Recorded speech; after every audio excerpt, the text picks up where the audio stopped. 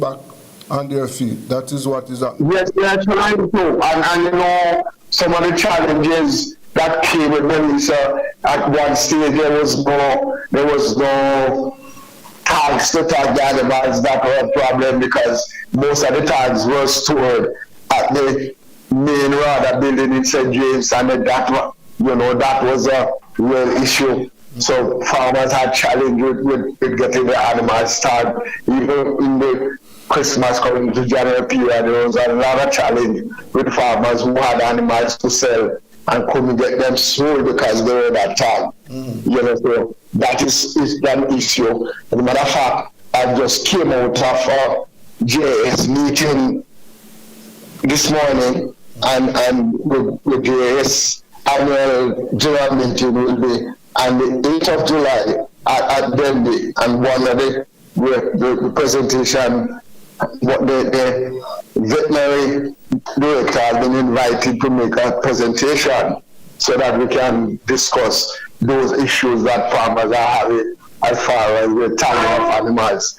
And on that hand too, the issue of predatory is not gone from us. Farmers are still, even this trying time, especially the smaller farmers, are still having issues. I've got a couple of complaints in Manchester area of farmers who have lost animals recently.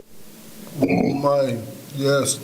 So you can imagine, yes, when you're trying to recover and all of those, and you have to face all of those issues. Yes. It's really debilitating to the farmers. Yeah, they are still stealing cattle. Yes, cattle and small ruminants, especially goats. Yeah. Yes, okay. Well, let us see what we can do or what we can do to improve the situation. I want to thank you. Yes, but we have to move speedily, especially farm roads. That is a real challenge, especially in the western part of the island.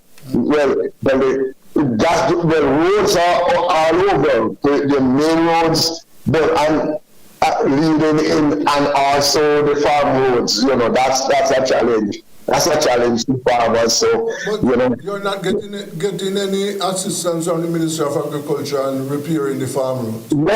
Well, some announcements have been made, but nothing yet has been done significantly to address that. The minister in his presentation did speak of, trying to get assistance to the farmers, especially farm roads, but to date, there's nothing tangible that has been done on the ground. Okay, all right. Well, we have to see what can be done to address the situation. I was just that would be really welcome. Yes, I just want to thank you very much for your time. Okay. Yes, give me the. You want to give me the number of Dr. Rory Notice? He's the secretary. Okay, try 876. Yeah. 489. Right. 1755. Right, and that is both call and WhatsApp. And if you don't get it, you can get back to me. All right, sir. Okay, all the best to you and listeners. And thanks for giving us an ear. Thank you very much, Mr. Gill. You're most welcome. Yes. Good. That's Mr. Edwin Gill there from the Cattle Breeders Association. Yes, as I said, he's telling us what is happening in the cattle industry following Hurricane Gilbert. And as you aware that a number of cattle breeders suffered greatly as a result of the hurricane. Yes, and as you heard from Mr. Gale, yes, Mr. Thorpe. Yes. Yes, sir. As I tried to get you earlier, but I didn't.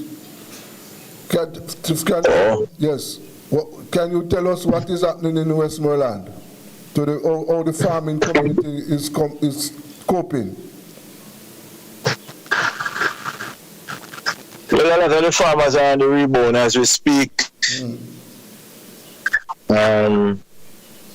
As you know, we were hit severely by the storm, but a lot of us now are recovering. Yes. So I was working with agents. Mr. Tarp?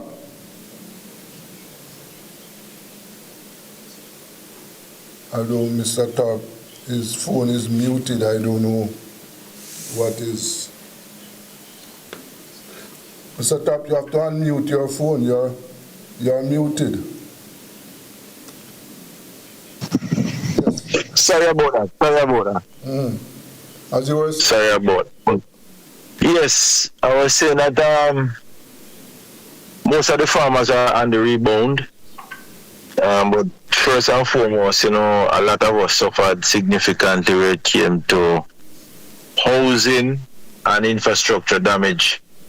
So the recovery process has been very, very slow. Yes. While they were able to get back out in the field, produce some crops, make some money, and start up back, we still have major infrastructure left to be done. Yes. And that is not for all farmers, because some are still unable to restart. They have to remember that the average age of a farmer now is not so much on the younger side. No, not at all. That's senior persons who are farmers. But we have been making working a number of initiatives to reach the farmers. So as a JSA organization, we partner with the Ministry of Agriculture and United Way of Jamaica. And from day one, we have been doing some care packages, and now we are over into the production side. So right across the most affected parishes, we have been distributing chickens as well as feed and equipment. For example, in the parish of Westmoreland, we did that about 2 weeks ago. So we had to give them time to recover, and in some of the areas we didn't have any electricity. So they had to rebuild the coops first, and then when the electricity come back, when you slaughter the birds, you have to find somewhere to store them. Yes, of course. So logistically, we were planning those things. So we did that last in Westmoreland. But we did all the parishes: St. Elizabeth, Trelawney, St. Anne, St. James, Hanover, Westmoreland. We did massive chicken distribution with the farmers. That is from the JS and the United Way of Jamaica initiative in partnership with the ministry. Yeah. We also did assist with our fisher folks in St. Elizabeth, Westmoreland, particularly around the Paraty Black River areas, coming down to Bluefields Bay, White House. So we gave them fish pots, wire, nets, buoys, igloos, and also life vests, because everything would have got messed up during the process of the storm. So we reached out to all of those farmer groups and we rendered our assistance. We are still looking at a number of other projects in terms of the recovery project. I know we'll be focusing more on a number of root and tuber crops. We know we had a very good bumper crop of Irish potato this year. Some farmers still have Irish remaining. So that did very well in terms of working with Wusk and Sachs. They distributed seed material as well as the Ministry of Agriculture, along with other input supplies. So farmers are being catered for, but still there are a number of other farmers who, based on where they are and how they got impacted by the storm, they have not been able to restart as yet. So the project continues. It's a continuous. I can well understand. In I know in St. Elizabeth, one of the issues that farmers have there was that after the hurricane, they went out and they planted, well, they reaped harvest, but what happened, there was they suffered loss because there were no markets for the crops. So that is true, and that is largely because of separate and apart from the domestic market, the largest buyers of our produce would be the hotel industry. And most of those were closed for an extended period. Actually, some of the persons who worked in the hotel industry got laid off and also went back into farming. So there was quite a lot more farmers than normal, and the production levels went sky high, and then the consumption was very, very low. Yes. So therefore, and there were a number of limitations as it relates to storage. So even if you had storage facility, electricity was not available in a number of areas. So the small one with this 40-foot container, 20-foot container storage unit didn't have electricity. So everything would have to be moved out into the fresh market. Yes. So as an organization, we partnered with the Ministry of Agriculture and seek some funding, and we had a series of farmers market across the island that was able to move some of the produce, but not all. So because a lot of the times is not that we cannot sell the goods, but we have to be able to distribute it right across the island.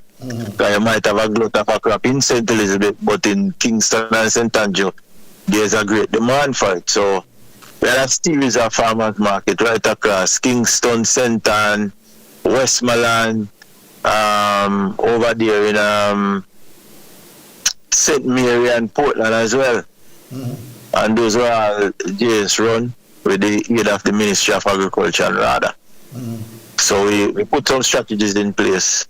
But looking at it now, I think we have to be look larger and storage as we know already, and more in terms of distribution and movement of the goods that we produce.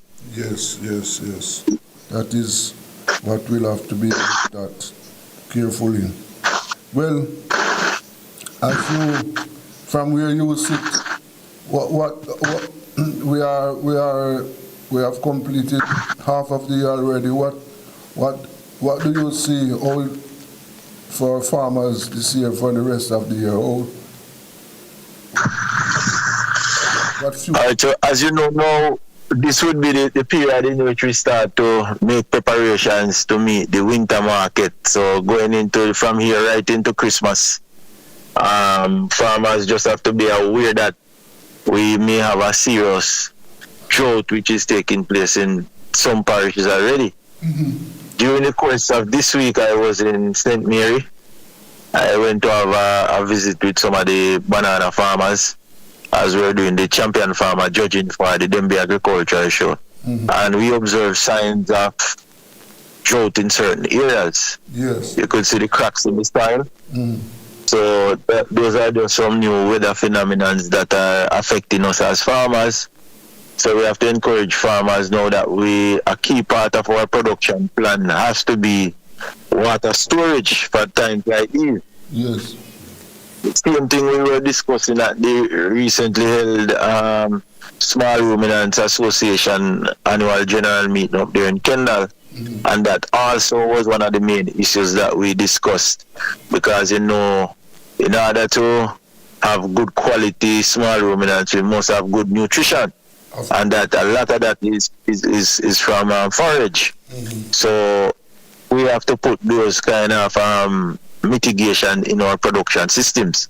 So water, creating ponds, rainwater harvesting, storage, looking at irrigation, planting grass that can be harvested and used as silage in order to ensure that we can withstand this dry period that is coming up. Okay. You know? So. Well, Mr. Clark, we have exhausted the time. Thank you very much for your time this afternoon. And Welcome, sir. we have to continue to strengthen our agriculture and to make our farmers happy. Thank you very much, sir. You're welcome. Thank you. Yes, that was Mr. Thorpe, the JS officer at Denver Thorpe. And that's the end of our show for this week. And as we say on Wednesday, you know, we look at the agricultural sector. Coming up next is your big show, Eyes on the World. Let's go for a break. This is Rebel Radio.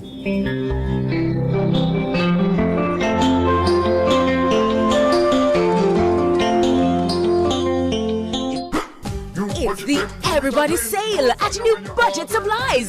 Do-it-yourself professionals and contractors. This is the sale for you. Lumber, steel, dress and form ply, water tanks, pumps, PVC pipes and fittings, toilets, bathtubs, vanities and basins, windows, paint, doors, floor and wall tiles, thin sets and grout. Up to 20% off selected items. 195 Hagley Road. Telephone 923-4560. New Budget Supplies. Always the best prices. Tools, Hardware and Supplies is turning up the heat this summer with their super saving summer sale. Prices are slashed on everything you need to fix up your home. Beautiful tiles, sleek doors, top quality windows, modern sanitary ware, exclusive flooring and more. At Tools, Hardware and Supplies, we have you covered for the summer. So come visit us at 279 Spanish Town Road, 4 South Camp Road, 8 Red Hills Road, or online at toolsja.com. Tools! The Lion King of Hardware.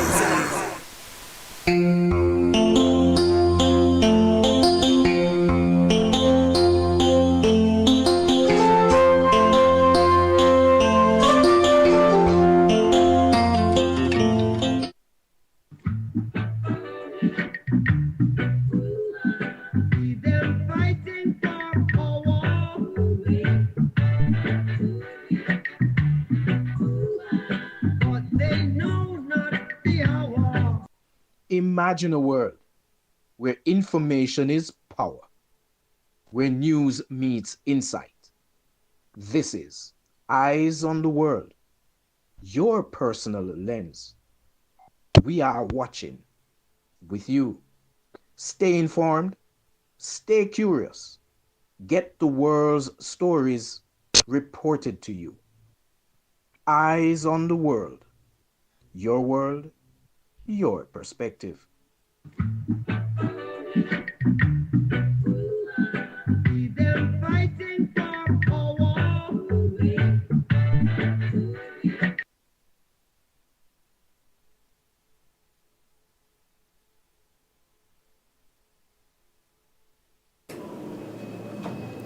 Yes, as you know, this is your program where we show you some of what is happening in the world today.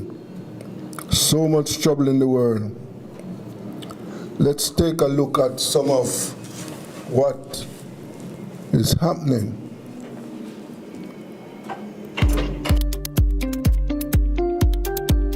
Welcome to Caribbean Business Review, where the Mozambican government says 5 of its citizens were killed in what it described as xenophobic attacks in South Africa over the weekend.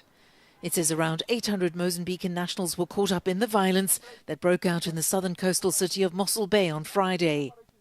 The region has seen protests against illegal migrants similar to demonstrations that have swept across South Africa in recent weeks. In a statement issued late on Monday, the government said another 2 people died in a road accident as they travelled in a private vehicle back to Mozambique. It said the violence prompted about 300 Mozambicans to return home by their own means on Saturday. About 500 others were sheltered in a safe location in the Western Cape province and are in the process of being repatriated. South African police say they're investigating the deaths of 2 men at an informal settlement in Mossel Bay where xenophobic attacks had been reported. Amid South Africa's high unemployment and economic difficulties, anti-immigrant sentiment has surged to historic levels in recent months. Another protest in South Africa, they happen often. This one is about service delivery. People in this community want things like houses and jobs. It's your typical scene. You have the police on one side and some of the protesters are on the road, blocking the road with things like rocks, bricks, anything they can find. Some South Africans blame corruption, crime and unemployment on undocumented foreigners. This is the second group of Ghanaian nationals returning home because of safety concerns. Protest leaders have issued a deadline for all migrants without valid visas to leave the country by June the 30th. One guy came to me around 6 in the evening that, hey, my brother, you are my man. You need to be very careful because on 30th is going to be tough. So I said, okay, no problem. We are here. We are all Africans. We are here. We need to work. So I did not take it serious. So unfortunately, another one came the next day in the evening, the same time, and then he spoke to me. I said, no, then let me see what I will do. Last month, nearly 300 Ghanaians voluntarily left the country. So this thing, I think the South African government, Ramaphosa government, need to take serious action about this thing because it's spoiling the name of South Africa. Anti-migrant groups want the government to tighten border security. Why they here? They don't have papers, the proper papers to be in this country. That's why they are doing all these things. They're making our streets so dirty. South Africa experiences recurring waves of xenophobic violence, sometimes just before electoral cycles.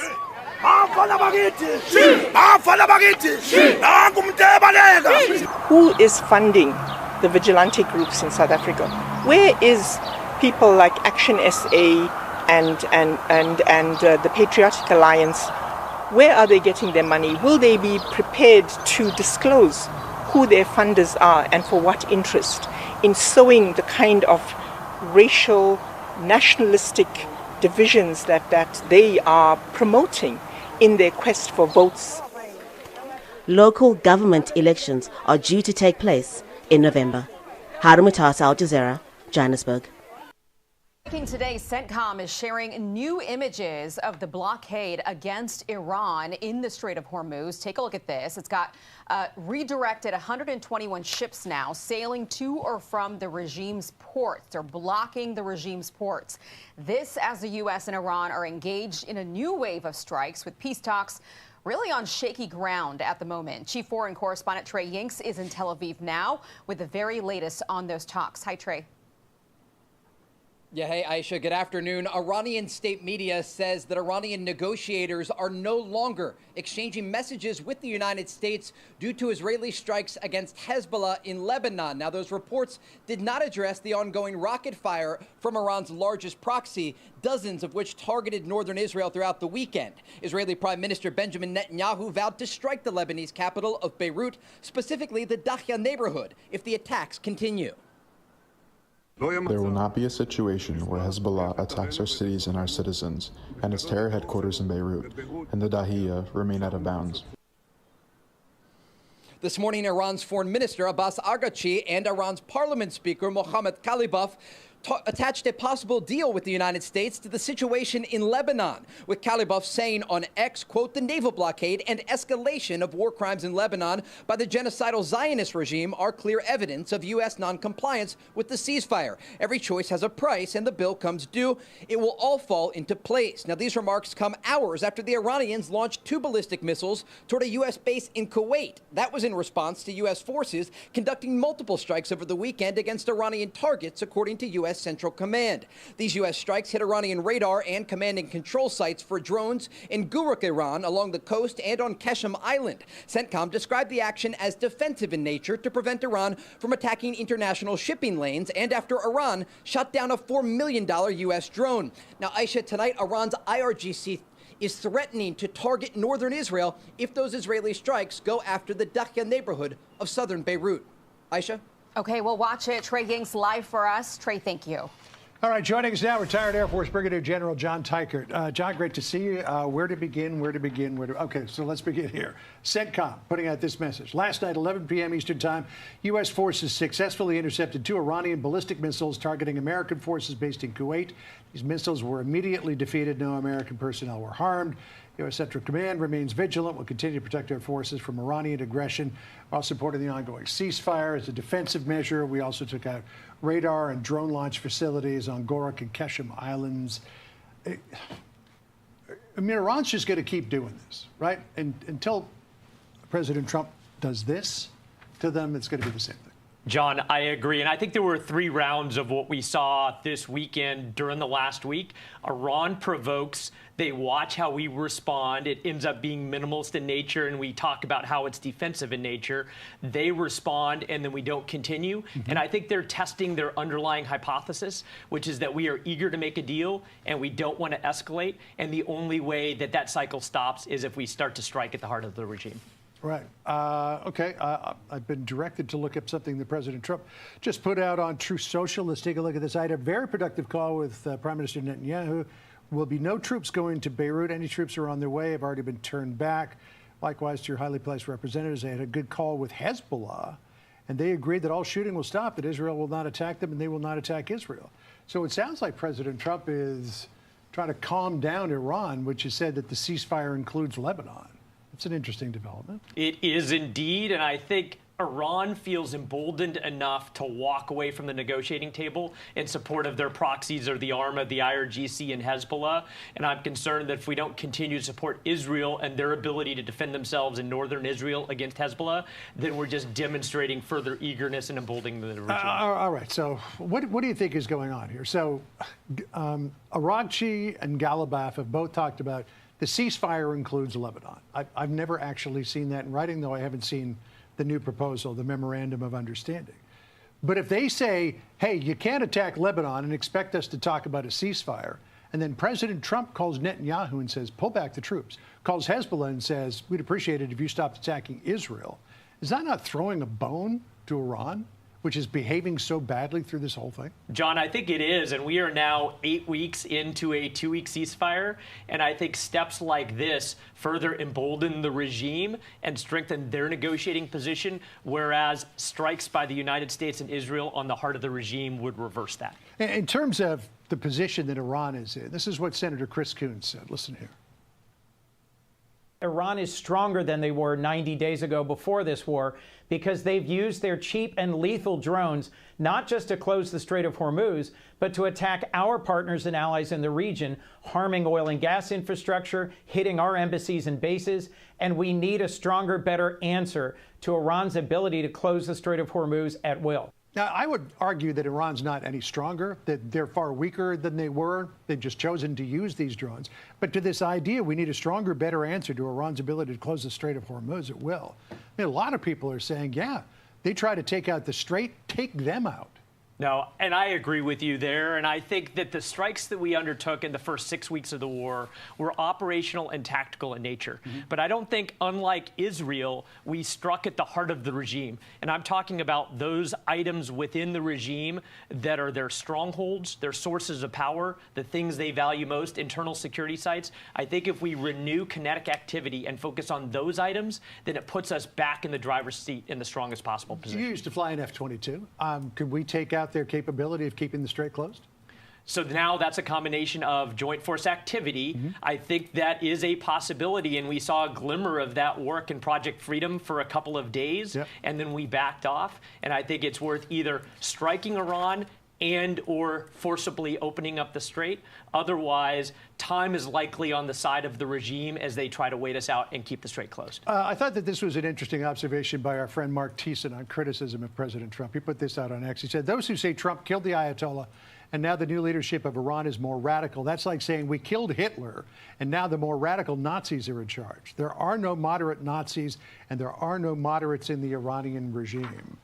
I mean, Benjamin Netanyahu would like to get back to his program of just taking out the leadership until they find somebody they can deal with.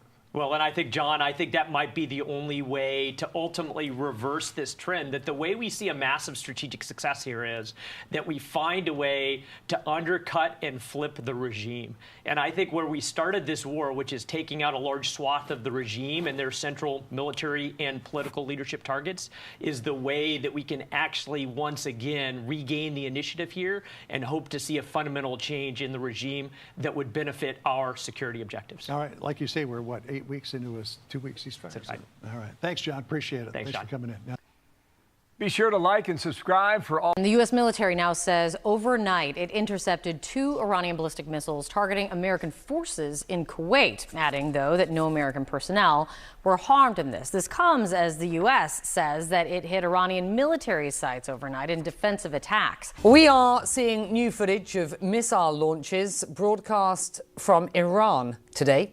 CNN cannot confirm where or when this video was shot, but it was shown on Iranian state media as both the US and Iran reported new exchanges of fire over the weekend. And as US President Donald Trump requests changes to the proposed Memorandum of Understanding with Tehran, which is meant to build on the existing, somewhat shaky ceasefire. Let's get a read on where things stand this hour. Our international diplomatic editor, Nick Robertson, is with us for that. Nick, a very basic question at this point. How long can this go on for? Yeah, it's hard to know because it did seem, and everyone knows this, that last weekend it seemed to be close, that the Pakistani mediators have spent days in Tehran. They'd got everyone to a position, a sort of a memorandum of understanding where the language was more or less locked in, and it was thought to be hours, maybe a couple of days away. But now we do seem to be in this protracted situation where the president foreshadows a key meeting, and then what comes out of it are more word and language changes, it appears, for the Iranians. The Iranians maintain their position of a complete lack of trust in the US negotiations. And both sides are on a hair trigger, it seems, for a possible escalation of military attacks. Those ballistic missiles that were fired at Kuwait, that CENTCOM said they successfully intercepted a couple of ballistic missiles in the early part of the morning, are really, I think, a slightly increased uptick over what we saw Iran's response when the US had defensive measures against some of its military installations in the Strait of Hormuz, close to the Strait of Hormuz last week. So there's this sort of incrementalism, and there is a possibility here. So to answer how long can he keep going, the sources I'm talking to at the moment, when I suggest is it a week, is it more than a week, seem to be suggesting that it would be less than a week. But I think to try to hold on to specific words when this backwards and forwards ping pong, as one source has described it to me, between the US and Iran over the talks. But it's that lack of trust, and I think we sort of got a sense of that from the main negotiator in Iran, Mohammad Ghalibaf, the Speaker of Parliament. And also note how he is dressed. A politician here with an IRGC background, but dressed here in military fatigues.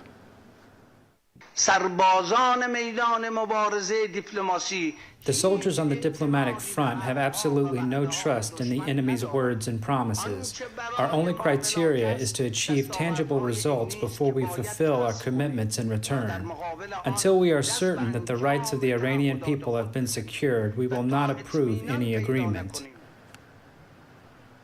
So when you have a politician like that dressed in military fatigues, it's all part of the symbolic and positional messaging that's going on here. And Iran's key lack of trust and faith in the United States is, will it follow through? And it wants these commitments to be stood up more boldly, if you will, it appears, on war reparations, money for war damage, frozen funds to be released.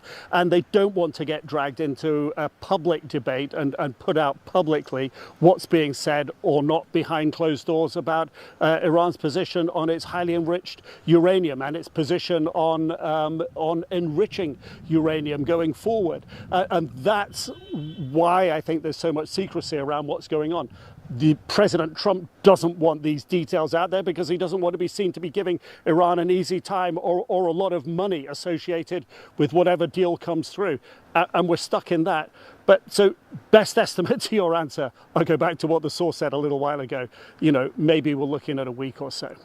Joining me now to discuss more about this, CNN Global Affairs analyst Kim Dozier and CNN military analyst Colonel Cedric Leighton. Kim, to you first. Is the ceasefire essentially over? Are we at square one here? Or is this kind of a typical thing during warfare that they are going to be exchanging fire?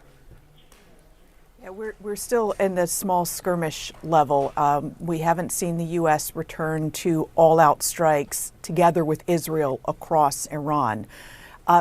But we are coming to a date on the calendar which has got some of us a little bit anxious. Saudi Arabia had asked the White House to delay a return to strikes and try to make a deal, but at least to delay strikes until the end of the Hajj. And that's about now, when you've got Eid and celebrations. So you could see President Trump sending this text back that Elena talked about, and if Iran says no, perhaps a return to strikes, which Israel has been pushing for. Then again, we haven't seen President Trump at any point apparently satisfied that he's got a military plan to take back the Strait of Hormuz, and that's really what he's holding out for. He needs that open. Colonel Leighton, the New York Times has the U.S. military saying that it's quietly guiding ships through the Strait of Hormuz, an official telling them about 70 have been guided through, commercial ships. Can you give us some sense of the precariousness of this kind of move and all of this, with the Strait being what it is today?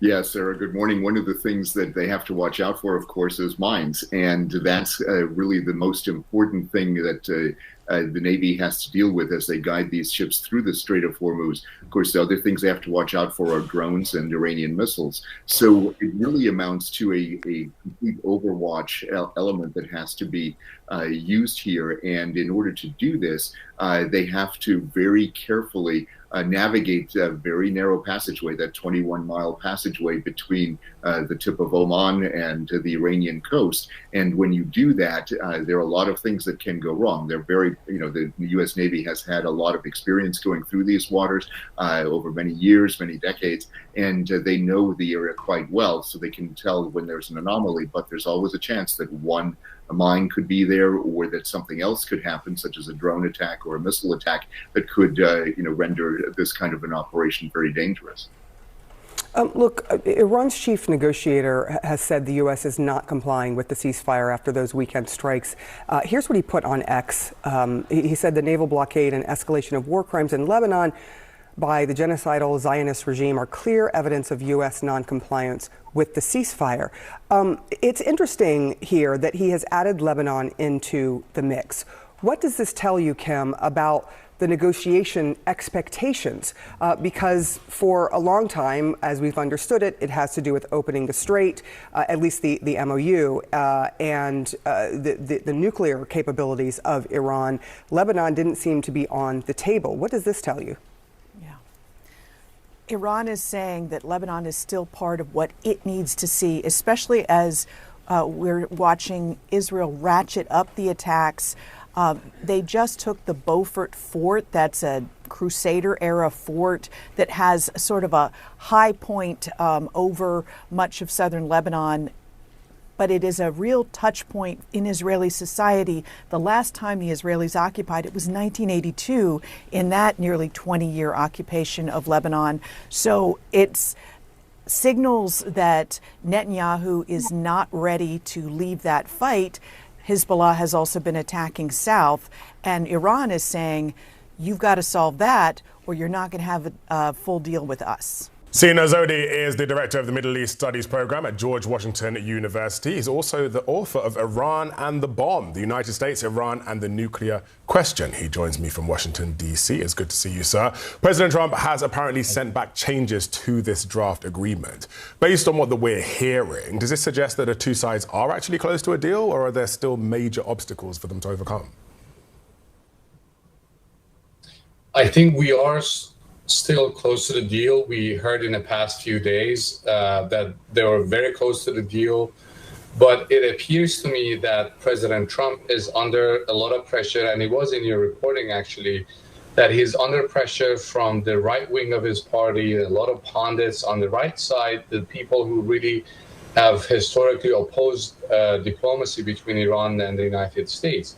So he really doesn't want to give him any excuses. That's why he needs to adopt a more kind of a hardliner position, especially when it comes, again, as it was in your reporting, unfreezing of the Iranian assets. This is why I think there's a lot of back and forth. The Iranian side has also said that they want assurances about the deal and the future of the deal. They've also threatened that if it doesn't serve their interests, they're going to tear it apart, and they actually used the example of the U.S. in 2015. So there's a lot of back and forth, and both sides are trying to protect their chips. President Trump did recently describe the deal as largely finalized, though. So do you think that was an accurate reflection of where things were at? I think so, but we have to keep in mind that nothing is agreed until everything is agreed upon, meaning that this MOU or the Memorandum of Understanding that Iran and the United States are trying to come to an agreement, it really involves a political understanding about ending the conflict and Iran's commitment not to ever procure in any way nuclear weapons.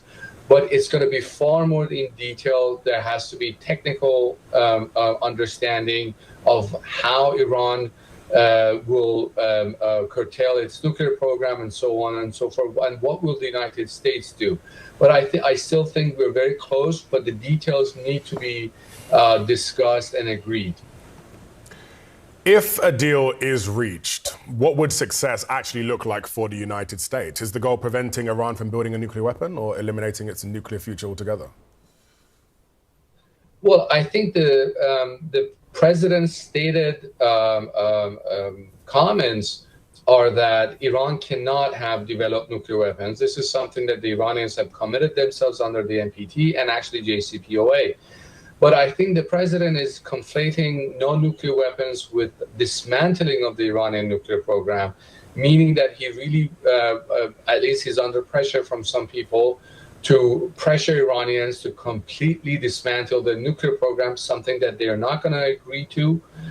They want to preserve some nuclear capacity.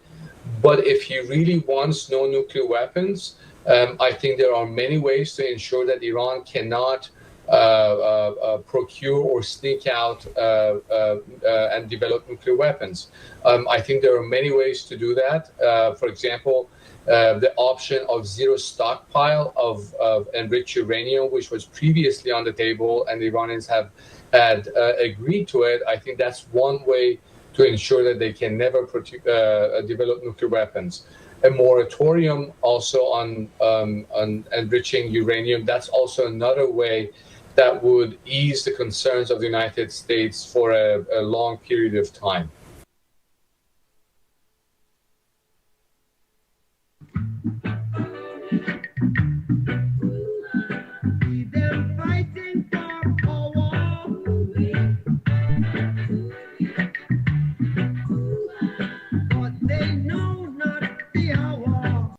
Imagine a world where information is power, where news meets insight. This is Eyes on the World, your personal lens. We are watching with you. Stay informed, stay curious, get the world's stories reported to you. Eyes on the World, your perspective.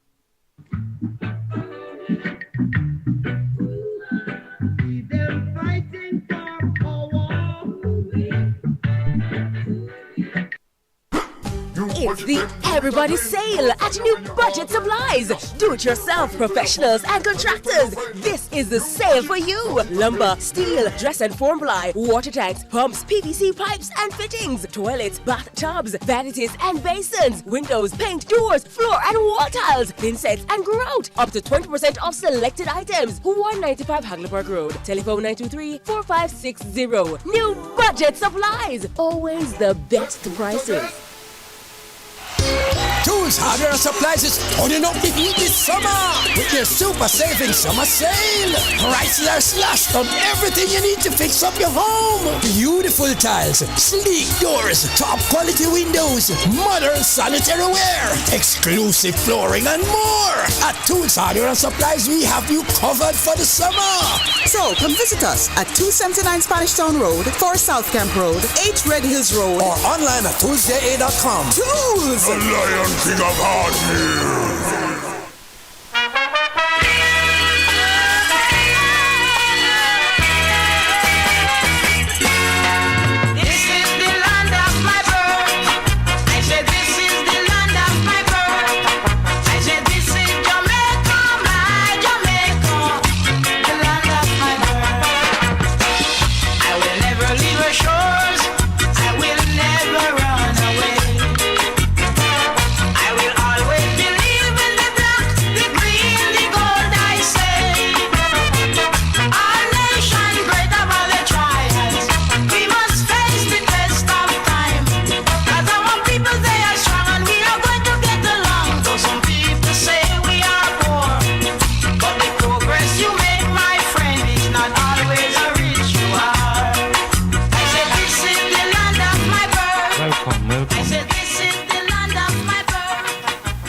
It's a brand new month, the month of June. It's the first Wednesday. And here I am giving you the midweek bulletin in the world of sports and entertainment. Touching on sports right now, the West Indies, yes, they are presently playing a one-day international at Sabina Park in Sri Lanka. Haven't gotten an update from it, scores, but as soon as we get that, we'll let you know the scores in that match that is taking place at Sabina Park. Still on sports, yes. It's the NBA Finals. It's here, finally. East versus West. And, many time winners, I can tell you, San Antonio Spurs is bouncing with confidence after dismissing the defending champions, Oklahoma City Thunders, in Game 7, winning back-to-back. Imagine losing 3-2, and then closing out the last two games, beating the Oklahoma City Thunders at their home, and then went down to OKC and beat them there to get a 4-3 victory. And now tonight, they are home to a very spirited New York Knicks, led by Jalen Brunson. And it's 29 years, something like that, yeah, since Knicks have been into a final in the NBA. Back then it was a Ewing era. And with our renewed spirit now and things are looking the way how it should at the Madison Square Garden and the New York Knicks team, they are looking to go one better, beaten twice by Houston Rockets back then with Elijah One. Let us see what Jalen Brunson can do against this San Antonio Spurs team led by Juan Beaba. All right, it's going to be a tough game, but if Knicks should try to take the advantage and because they know they have 3 home games and Spurs has 4, they have to steal a game take away the home advantage by winning a game. And I think the first game, which is tonight, will be the right game. See, they're coming off a rest. And of course, Spurs have to go through Game 7. I think the Knicks team is well prepared and they are going to give it a shot there tonight to see if they can steal Game 1. It's going to be a tough encounter. And for persons who want to I don't think they can have time to bet now, but I think the game is going to go over 220. Yes, it's going to be a shooting game, and who is more consistent will win this game tonight. So I think Knicks is going to throw everything at San Antonio Spurs tonight to try and see if they can take a game 1 in this best of 7 team finals. Okay, so let's say that about the NBA tonight. All right, as I said, the one-day international at Sabina Park with the West Indies. We're going to see if we can give you some scores in that as soon as I get them here. Okay, what else? Yes, the classics has begun at Cayman and Spark. You know, the nominations of horses and post position for the 1 and the 2,000 guineas this weekend. Yes, for more, you'll have to just check out social media to see who are the starters and jockeys and how many horses are going to take part in both events this weekend. 1,000 and 2,000 guineas thereof at Cayman Spark. Also tomorrow we have another stop in the Diamond League, and yeah, we're going to give you more information on that as well. Some Jamaicans will be taking part in events. The 4th stop in the Diamond League tomorrow. Okay. All right, so far I've given you that in sports. I think the Reggae Boys have secured 2 practice matches leading up to the World Cup. And yeah, let's see if we can have them as soon as we get those information on which teams that the Reggae Boys will be playing. All right, everyone is still talking about Khadija Bunny Shaw and her goal-scoring prowess, winning another cup for Manchester City. And she's rolling, and, you know, before the end of the year, she's going to be very impactful, and she's going to be, I think, a clear nominee for the female Ballon d'Or, even if she piloted Jamaica to take them to the 2027 World Cup when Jamaica plays Costa Rica in November. Yes, so wish Bonisha all the luck, and that she continue to strive and serve her country and her club well. All right. Okay, so, you know, we just have to let things be as it should. All right, immediately we're going to get into some things. Yes, we were at Buddha's event last week, Sunday, I should say, in Manchester, South Manchester, where, you know, some of the artists, Ayawata and a couple more, Michael Crucial and Sign was there. So let's give you some of the highlights coming out of that Buddha's party in South Manchester.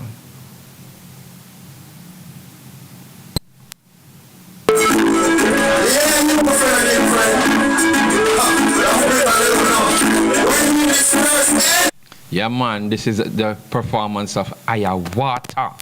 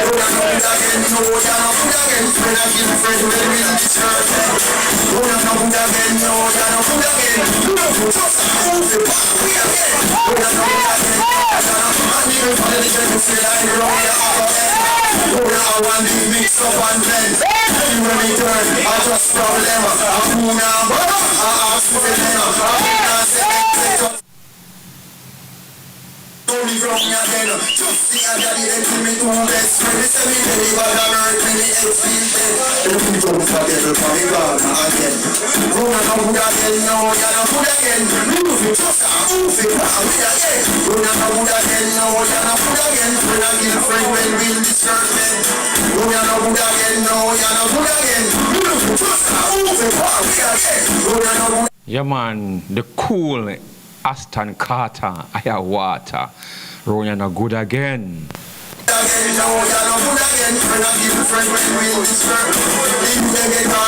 system of things. Them love pretty girl, them love bling bling. Them do the wrong thing, not say the right thing. Them a do them like boss and them a them everything. Poor people in the ghetto bad murder police. The youth them in the ghetto don't trust the police. Them see them go ash just like Lego bees. It's the like all the body feet of them. Big boy now. Run ya no good again, no ya no good again. Me no fit trust a move it back with again. Run ya no good again, no ya no good again. Friend I give friends when real discouragement.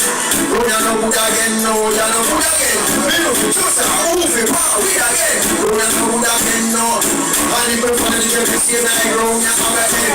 Decent people feel walk on the street, them a look out for deep. Equally, little children feel for walk on the street, man a kidnap big. Parents to the seat, 25 shoot the dead body in the street is like every street corner. Need the police, man in the night for head just like Lego bees. And every street corner is a rubbish heap. Don't have no good again, no one have no good again. Me look for just a move you back with again. Don't have no good. Yes, I have water.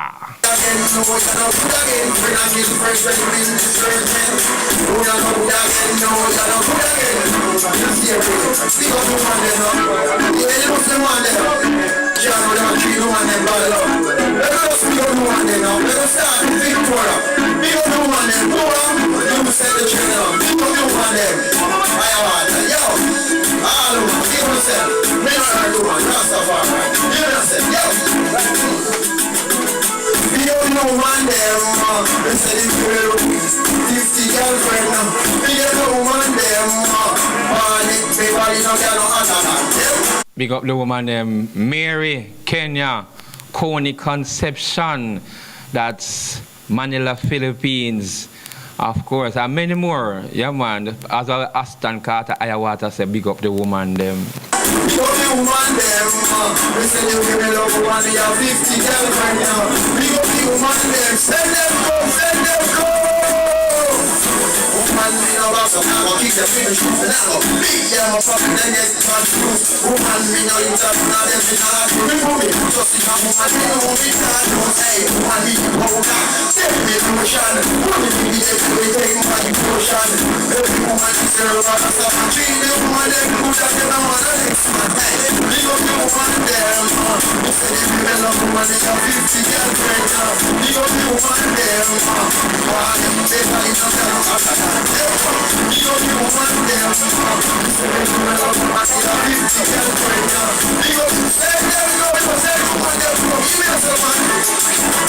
You give me love woman, they say, sit down, see them, I'm ready to live out money. When you talk, I get up and tired. So well, boss, go down to the families, them weak. No woman, them expensive. None of them are stretching them clothes every day. Never repeat. They come out the road and sell it so sweet. And they don't want to come kiss up them teeth. Big up the woman, them. We say they give me love woman, they have 50 girlfriends. Big up the woman, them. All they everybody from them. Big up the woman, them. We say they give me love woman, they have 50 girlfriends. Big up the Rastafari. Give us the man, treat the money right. Woman, me no box up now, keep the figures moving now. Yeah, what's up with them, get it on through. Woman, me no use that when I live in the house. Just in a one thing, one we can't do. Hey, woman, you go now, come up, take me motion. Money, me get to me, take my emotion. Every woman is so far, stop treating. Alright, you sound so nice, you know. Yeah, man. You have to pay the price, you know. Yeah, from the little superstar, I'm afraid they want to kill me, a star. Yeah, I want to tell you, star. You have to pay the price, you know. No, I'm not saying that. You're the man in the background and play domino. Big up yourself, Peacock, Buddha. You don't know when I really run the things, you know. Buddha, in the little thing where I drop a 10 love from Peacock. I couldn't believe it. Yeah, man, I go and do the thing. And you know, say, we're going to have some more time, same place right here, Victoria Town now. Yeah, man, continue the performance at Ayawata.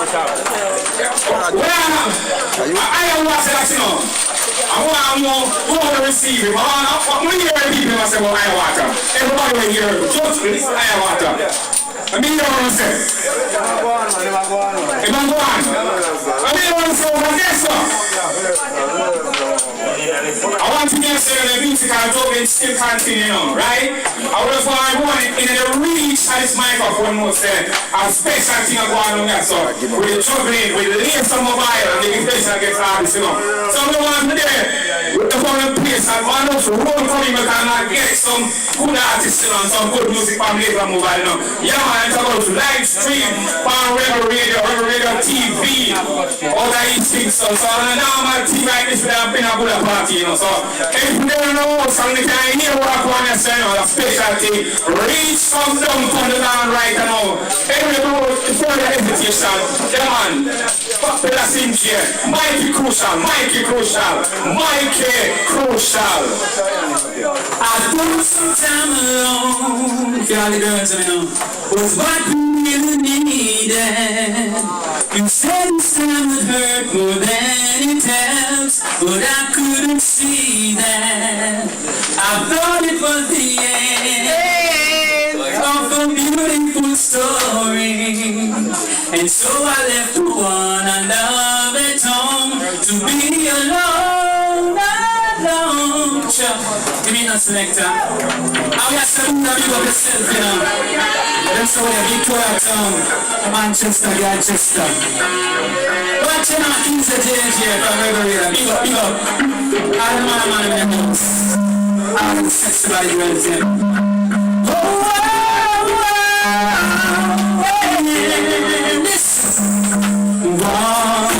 Dream in my life. Sing J, Mikey Crucial. One hand in mine, that's what I'm waiting for.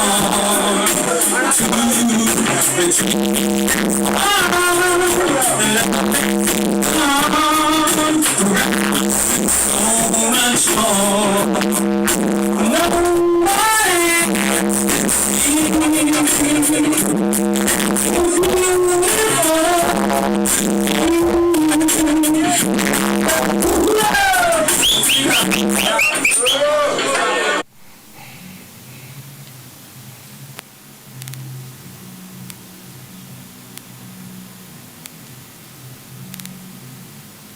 All right, that's one that has gone by with Mikey Crucial.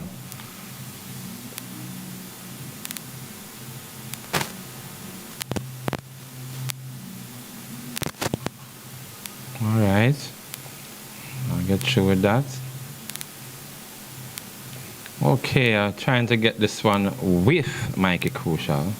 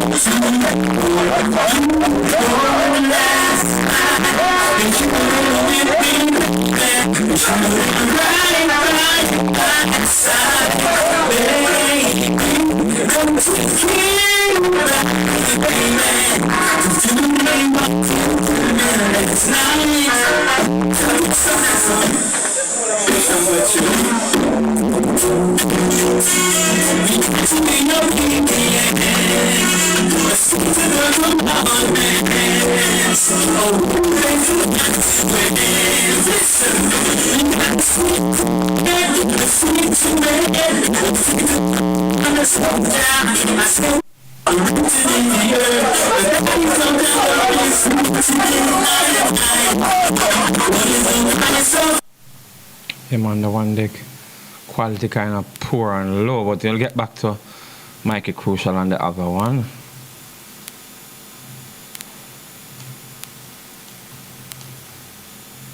All right, sign. Not getting that one at all. No sign there. All right, it was a good one there back in South Manchester. Yes, I can tell you. Yeah, man, and there's something else that is coming up, and we're looking forward to it next month.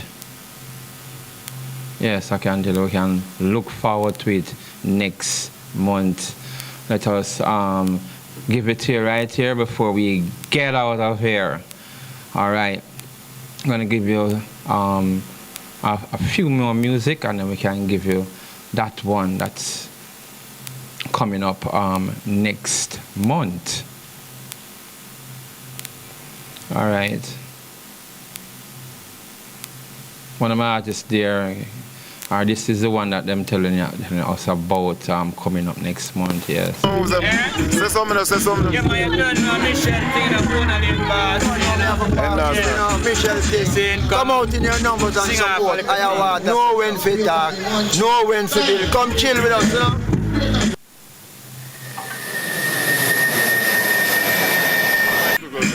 Michelle thing that is coming up. All right. Owner Lane Boss presents Independent Girl 4th edition. Javi as Insomnia World Gym Mobile Sound. You know, Michelle's Bar Joint Farm, Manchester. And this is going to be Friday, July 24, 2026. Food and refreshment and see. It's going to be a big thing, you know. Owner Lane Boss, you know, independent, and we can tell you, say, the support is going to be there, all right? And this is full bad sound, another mobile sound again, juggling by full bad sound, right? And you know, again, you're going to look for artists come there and look at Cameo, Mikey Crucial, Ayawater, Sign, myself. So we're looking forward to this, yeah, man, Friday, July 24th. Same place down in Manchester, owner. Yeah, man, and we can call her and let her tell us more about what are the plans for this event, Independent Girl. So she call it, yes. All right. Okay. All right, we'll just leave you with this one music we have right here. Okay. All right.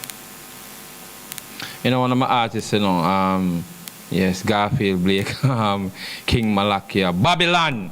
You know, we are trying to see what we can put out there with him and see what's up for Garfield Blake. Babylon. Yeah, man, because it's my friend King Malakia. Yeah. So, King Malakia Babylon is coming up. Yeah, so looking to get this one up and out there. Not getting through to it. Come on, King Malakia. Okay. Try this one, King Malakia. Mama teaching.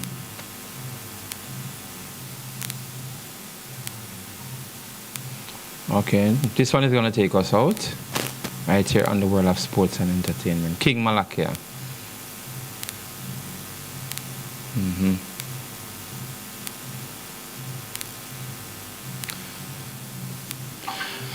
Yes, I can let you know that the other stop in the Diamond League is tomorrow, Thursday. We had 3 that has gone so far. More is the next stop. That one is not opening. All right. That one is not opening. Anyway, I just wanted us to reach out to friends and families. Yes, you know, things are very ups and downs right here in Jamaica, and yeah, we're looking forward to every activities leading up to the summer. We know that the summer festival is up and about with you know, down sound entertainment, having a variety of artists who's going to appear on this year Sumfest, and we're looking forward to it, and the performance of Cartel and some other artists that will be making their appearance at these shows. You can look forward to it. Yes, looking forward to that event right there. I think it's going to be at Grizzly's Plantation this time. Yes, that is Summerfest coming up this summer. It's a Down Sound Entertainment production. All right.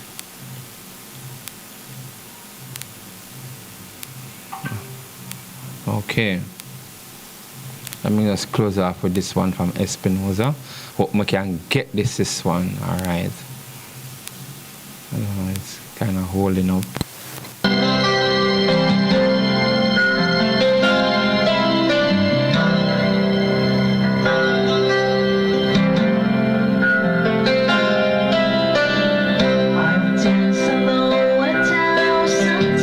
Man, this is a cover from Coney, Conception Espinoza. If he supplies song, I Can't Believe My Eyes. Two songs that no one else could even hear. I want you to the flame of love. I could hold it and it disappeared. I will live to learn to hate the blues. I will live with everything but you. I can't believe my eyes. I see you here, looking just the way you should. Oh, so good, it's too good to be true. I've lived my life to be lying here with you. Oh, I can't believe my. Yeah, man, you know, you just have to be, when you're out there, when you're leaving home, you know, you have to just whisper a word of prayer and guidance, you know, anywhere you are, and you're going out, and, you know, anything can happen. You just ask for the protection, and, you know, and wherever you're going, whatever you do. Yeah. That's what I'm doing. I'll make it cut me.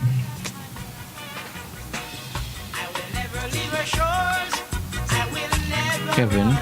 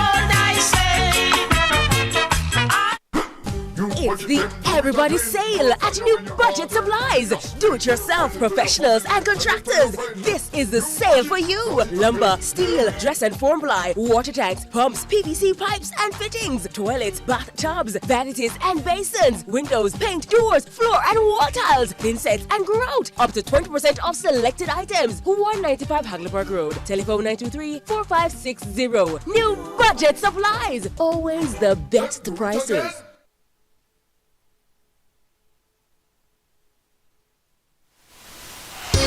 Tools, hardware, and supplies is turning up the heat this summer with their super saving summer sale. Prices are slashed on everything you need to fix up your home.